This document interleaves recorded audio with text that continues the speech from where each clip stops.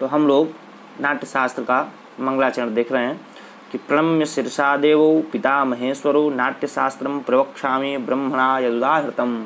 ठीक है, अर्थात पितामह ब्रह्मा एवं महेश्वर को मैं प्रणाम करता हूँ। कौन प्रणाम करता हूँ? तो ग्रंथकार प्रणाम करते हैं। कौन ग्रंथकार हैं? तो भरत मुनि प्रणाम कर रहे हैं। ठीक है, तो प्रणम्य प्रणाम करते हैं, शीर्षा माने सिर को झुका करके, देवो द्विवचन है। ठीक है, पिता महेश्वरों को प्रणाम करते हैं, अर्थात पितामह ब्रह्मा को और भगवान शिव महेश्वर को मेरा सिर झुकाकर मैं प्रणाम करता हूँ। और किस लिए? तो कहते हैं मैं उस नाट्यशास्त्रम प्रवक्ष्यामि ब्रह्मणा यदुदाहृतम, मैं उस नाट्यशास्त्र का वर्णन करूँगा जिसे ब्रह्मा ने बतलाया था। किसे बतलाया था? ब्रह्मा ने। ठीक है, किसने? तो ब्रह्मा ने बतलाया था। अच्छा, ये हो गया मंगलाचरण, तो हो गया प्रथम अध्याय का। फिर नाट्यवेद की उत्पत्ति के विषय में जब मुनियों ने भरत जी से प्रश्न किया, तो उस भरत जी ने मुनियों का जो प्रश्न है, उस मुनियों के प्रश्न को हम लोग देखते हैं। मुनि ने भरत मुनि से प्रश्न किया, क्या कहते हैं वो जो ऋषि मुनि महर्षि हैं, वो सब भरत मुनि आचार्य भरत मुनि से प्रश्न करते हैं कि समाप्त जप्यम व्रतिनम स्वासुतैः परिवारितम अनध्याये कदाचित्तु भरतम नाट्य कोविदम। किसी समय, कब? कहते हैं किसी समय, वो समय नहीं है, किसी समय नाट्याचार्य भरत मुनि अनध्याय के दिन व्रत धारण किए हुए थे। अनध्याय, ठीक, जिस दिन पढ़ाना या पढ़ना नहीं होता वो अनध्याय का दिन है। कुछ संस्कृत के जो संस्कृत वाले हैं वो लोग कुछ दिन पढ़ते नहीं हैं। पढ़ने से तात्पर्य कि उस दिन उस तिथि को थोड़ा दोष मानते हैं, इसलिए उस दिन अध्ययन अध्यापन कार्य बंद करते हैं, नहीं करते हैं। प्रतिपदा हो गया और भी हो गया ऐसे इत्यादि तिथि को तो वो लोग नहीं करते। तो ऐसा ही कोई दिन रहा होगा, तो व्रत धारण किए हुए थे आचार्य भरत मुनि। तो उनसे शिष्यों ने पूछा, जब कार्य समाप्त हो गया, जब कार्य समाप्त करके अपने, कहते हैं कि स्वासुतैः माने अपने लड़कों के साथ नहीं बैठे थे, अपने पुत्रों के साथ नहीं बैठे थे। यहाँ पर स्वासुतैः से तात्पर्य ये जो स्वासुत लिखा है, स्वासुतैः, ये स्वासुतैः से स्वाशिष्यैः, ये स्वाशिष्यैः है। यहाँ पर सुत से तात्पर्य सुत से, यहाँ पर जो सुत है उस सुत से तात्पर्य शिष्य है। क्या है? तो कहते हैं शिष्य है। ठीक है, शिष्य, यहाँ पर शिष्य से तात्पर्य है स्वासुतैः। पुनः कहते हैं कि जब तो उन पुत्रों के साथ शिष्यों के साथ बैठे हुए थे, तो उसी में कुछ शिष्यों ने, जो शिष्य तात्पर्य ऋषि मुनि ही उनके शिष्य थे, इसीलिए वहाँ पर स्वासुतैः का प्रयोग किया गया है। पुनः आगे प्रश्न करते हैं कि मुनयः परुपास्यैः नाम अत्रेय प्रमुखाः पुरा सीताराम प्रपश्चुस्ते महात्मानौ नियतेन्द्र बुद्धिया। उस समय मुनयः, उस समय जो मुनि लोग बैठे थे उसमें कहते हैं आत्रेय आदि महात्मा आत्रेय आदि मुनिगण उन भरत जी के पास आए और पूछे। क्या पूछे? इसके ऊपर लिखा है कि महात्मनो नियत इंद्र बुद्धया।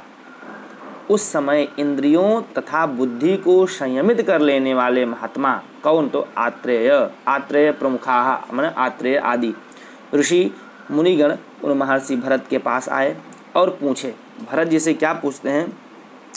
ये चौथा श्लोक है कि यो अयम भगवता सम्यक गृहीतो वेद संमितः नाट्यवेदः कथम ब्रह्मन् उत्पन्ना कस्य वा कृते। कहते हैं कि महाराज, हे ब्राह्मण, हे महर्षि, हे भरत मुनि, वेदों के तुल्य, कहते हैं वेद संमितः, वेद संमितः, वेद के तुल्य तो आपने यह जो निबंधित है, माने सम्यक रूप से जो ग्रथित किया गया है। क्या किया गया है? सम्यक रूप से ग्रथितः, सम्यक रूप से जो निबंधित है। क्या? तो कहते हैं अयम नाट्यवेदः, अयम नाट्यवेदः। हे ब्राह्मण, हे महर्षि भरत मुनि, हे आचार्य, वेदों के तुल्य तो यह आपके द्वारा जो निबंधित नाट्यवेद है, ये तो आपने कह दिया। अच्छा महाराज, ये बताइए कि ये कस्य वा कृते, माने यह किसके लिए बनाए हैं, वह कैसे हुआ है और किसके लिए उत्पन्न हुआ है। कस्य वा कृते माने यह किसके लिए आपने इसका निर्माण किया है और कैसे किए, इसका प्रश्न पूछते हैं। कौन? वो जो ऋषि मुनि थे। जब भरत मुनि किसी दिन अनध्याय के दिन व्रत इत्यादि धारण किए हुए थे, जप इत्यादि का कार्य समाप्त करके बैठे, तो जो उनके स्वासुतैः थे, जो उनके पुत्र इत्यादि थे, पुत्र से तात्पर्य यहाँ शिष्य ही, स्वासुतैः स्वाशिष्यैः। जो शिष्य इत्यादि थे उसी में से जो आत्रेय आदि जो महात्मा थे उन्होंने भगवान से पूछा, किस भगवान से, तो भगवान से तात्पर्य आचार्य भरत से पूछा कि हे महर्षि, आपने ये जो वेद बनाया है नाट्य वेद, इसको आप 5वां वेद कहते हैं, तो महाराज ये वेदों के तो तुल्य है, वेद संहिता सम्यक ग्रह, तो वेद के समान इसको सम्यक रूप से आपने ग्रथित किया है, निबंधित किया है, अयम नाट्य वेद है, इस नाट्य वेद को।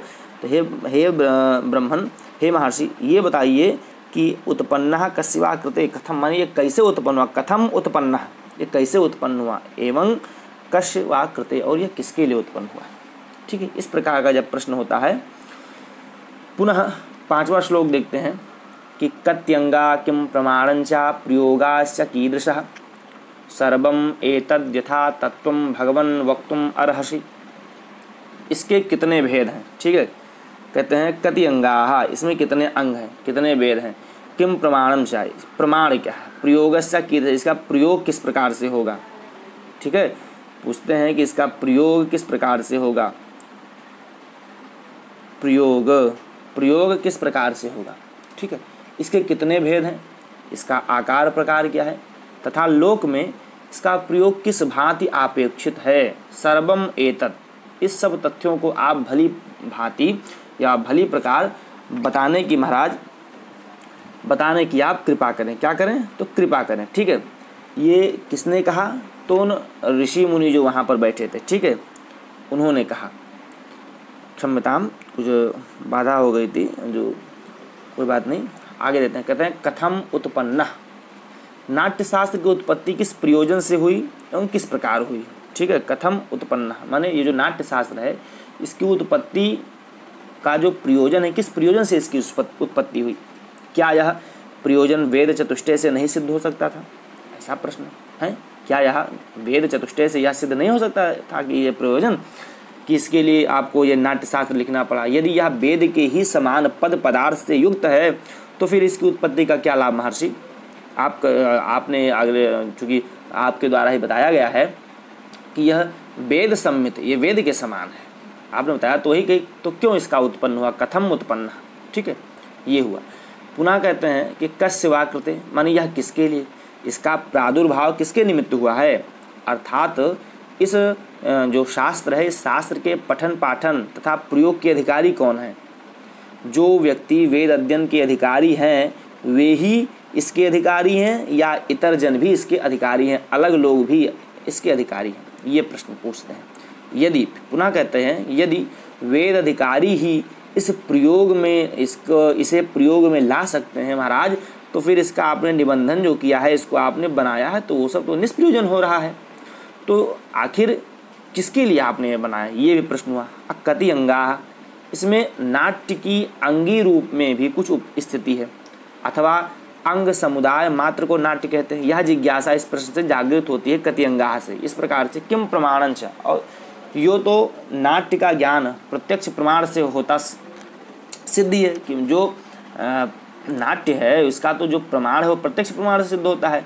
जैसे उक्ति है दृश्यम श्रव्यम चयत, ठीक है, दृश्यम श्रव्यम चयत, सुनने से और देखने मात्र से।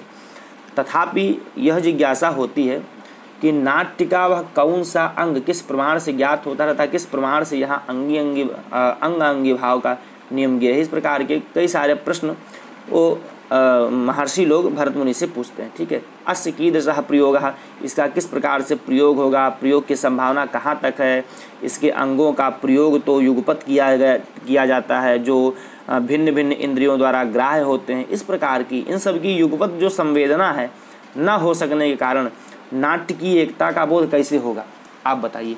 अक्रम प्रयोग में भी एकता किस प्रकार की रहेगी। ये जो नाट्य आपने लिखा है इसका प्रयोग कैसे किया जाएगा। इस प्रकार के कई सारे जो प्रश्न हैं, 5-6 प्रश्न के उत्तर को देते हुए अगले महर्षि जो भरत मुनि हैं वो अगले श्लोक से अर्थात 6ठे श्लोक से वो अपना उत्तर देना शुरू करते हैं। ठीक है, तो हम लोग अगले वीडियो में महर्षि के जो उत्तर देते हैं उन उत्तरों को हम लोग पढ़ेंगे। तब तक के लिए हरि ओम, नमो नमः, महादेव।